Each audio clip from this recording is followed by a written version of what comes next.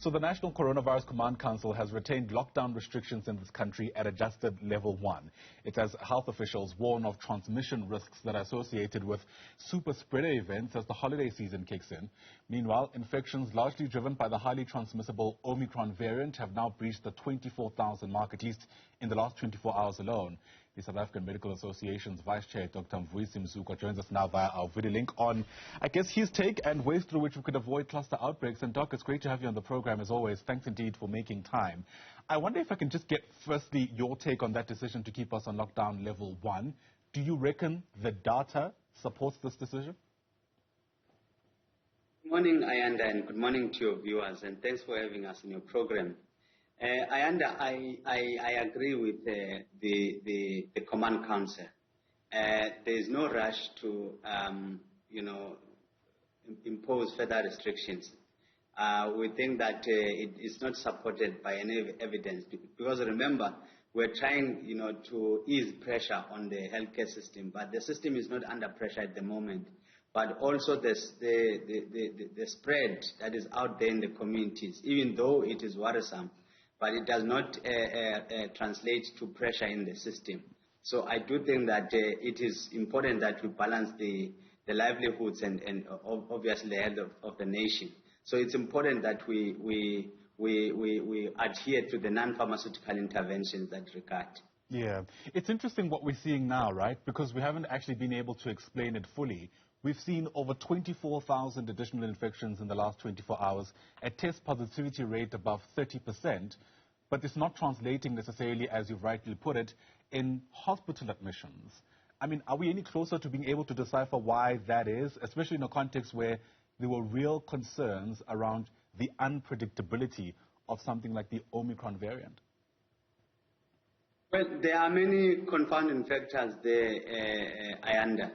First of all, we know that some proportion of the population have been exposed to the virus before. So there's that natural immunity that is out there. But also there's issue of vaccination. That is, we're trying to ramp up that vaccination.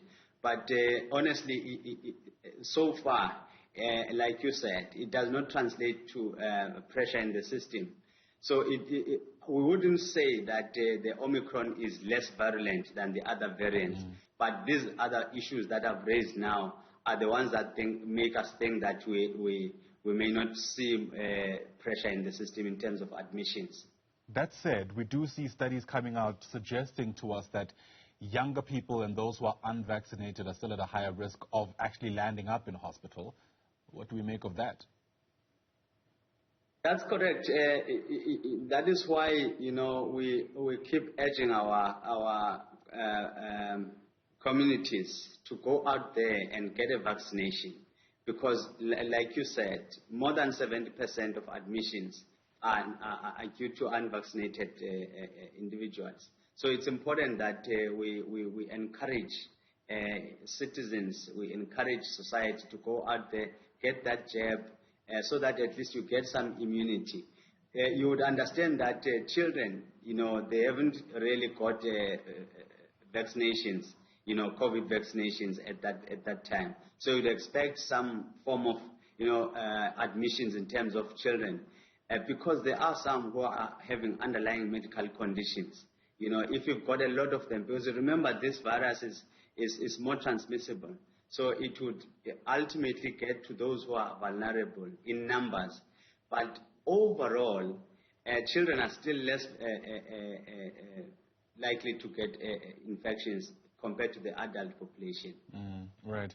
Let's also consider, of course, the fact that we had been hoping for a long time to get to a stage where we'll be able to live with the virus, Doc.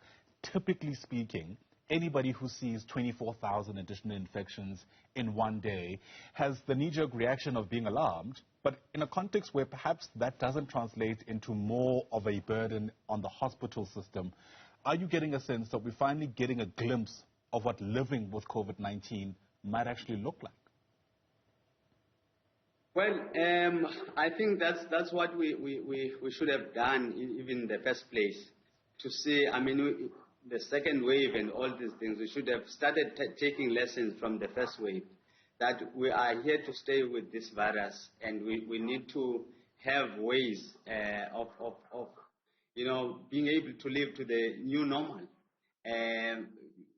without making the economy suffer, and but also making sure that the system is not under pressure. Other than insisting on vaccinations, we also need to talk about health promotion, health education. Making sure that people understand what we are dealing with and how can they live with the virus. In terms of making sure that if you are sick, you protect those that are around you. You wear your mask, you wash your hands. We make sure that we keep ourselves healthy. Even exercising in the mornings or in the afternoons is very important. We need to still exercise. Sure. If we are able to keep the situation where it is, or perhaps even improve it, do you envision a future where perhaps the need for a lockdown isn't there anymore? Well, to be honest, the lockdowns were meant to assist the healthcare system, making sure that it is well prepared, but it does not really curb the spread of the virus. I think you've noted, recently we were shut out by other countries, the international world, but look what happened. More than 23 countries have Omicron. So these lockdowns, honestly, they don't really assist, other than to make sure that they assist the system only. But in terms of curbing the virus, no, it doesn't. Okay, well, plenty lessons learned, plenty more, I imagine, still ahead. Dr. Mvuyisi Mzukwa, thanks very much indeed for always making time. Really do appreciate your insights. Dr. Mzukwa is the Vice Chair of the South African Medical Association.